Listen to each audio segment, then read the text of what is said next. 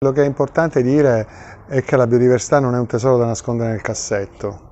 Se tu hai, come l'Italia ha nel campo della frutta, come in altri campi dell'agricoltura, una grande ricchezza varietale storica, devi metterla a frutto, e cioè devi condurre programmi di miglioramento genetico e cercare tu di conquistare la fetta di mercato importante che è legata all'identità delle varietà. Perché la gente mangia della frutta che conosce e se tu perdi il patrimonio e il privilegio di svilupparla, alla fine tu coltivi in Italia frutta prodotta da altri, pensata, immaginata da altri per mercati X, e questo non deve succedere. L'Italia deve ritornare ad avere la proprietà intellettuale, pratica, materiale e commerciale della frutta che vende. Il corso che sta per iniziare è di notevole importanza perché affronta problematiche relative alla biodiversità legate alle specie da frutto, come anche alle specie orticole, cioè a tutte le specie vegetali che l'uomo utilizza ai fini alimentari.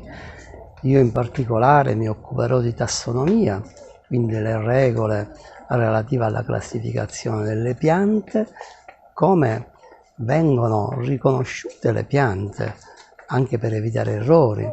Le piante vengono identificate con un binomio scientifico noto in tutto il mondo, mentre localmente noi utilizziamo anche nomi che variano a pochi chilometri di distanza. Quindi ci vuole certezza nell'identificazione delle piante e certezza nella riconoscibilità in campo delle piante per evitare anche casi di avvelenamento, il caso delle verdure che si raccolgono in natura, dove spesso le persone confondono la mandragora con la bietola selvatica o con la borragine.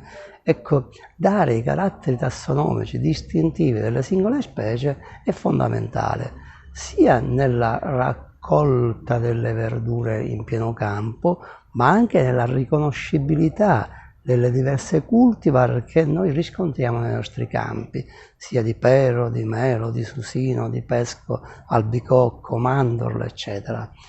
Ecco, ritengo che il corso sia veramente un'occasione di crescita culturale